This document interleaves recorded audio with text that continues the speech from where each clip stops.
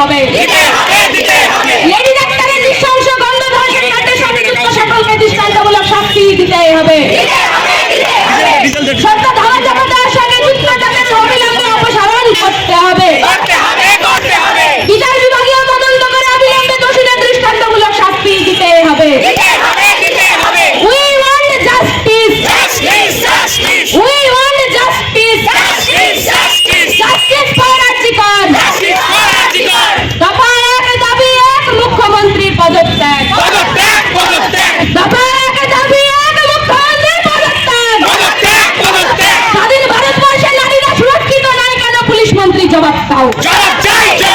স্বাধীন ভারতবর্ষে নারীরা সুরক্ষিত নয় কেন পুলিশ মন্ত্রী জবাব দাও। সংগঠিত অসংগঠিত সমস্ত ক্ষেত্রে নারীদের সুরক্ষার ব্যবস্থা সুনিশ্চিত করতে হবে।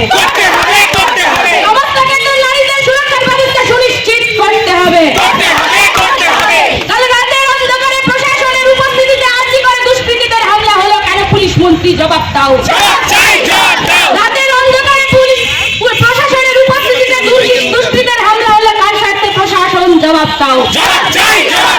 প্রমাণ লোপাটের জন্য দুষ্কৃতীদের হামলা হলো কেন প্রশাসন জবাব দাও।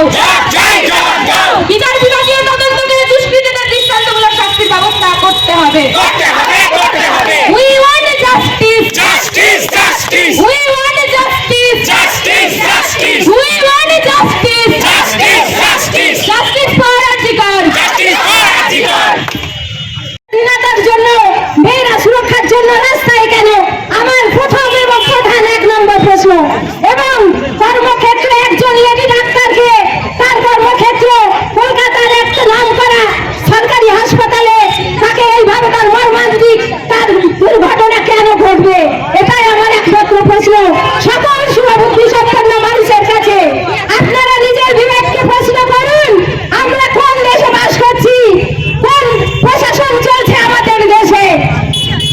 যে লেডি ডাক্তার সে অনেক মানুষের চিকিৎসা করতেন, অনেক মানুষের সেবা দিতেন, অনেক মানুষকে সুস্থ করে তুলতেন।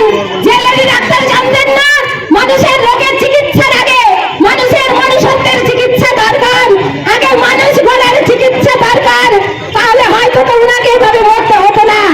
তাই সকল শুভবুদ্ধি সম্পন্ন মানুষকে বলবো, আপনিও আসুন, আপনিও আন্দোলনে সামিল হন, না হলে নিজের বিবেকের কাছে নিজে অন্তত আমার মনে হয় নিজে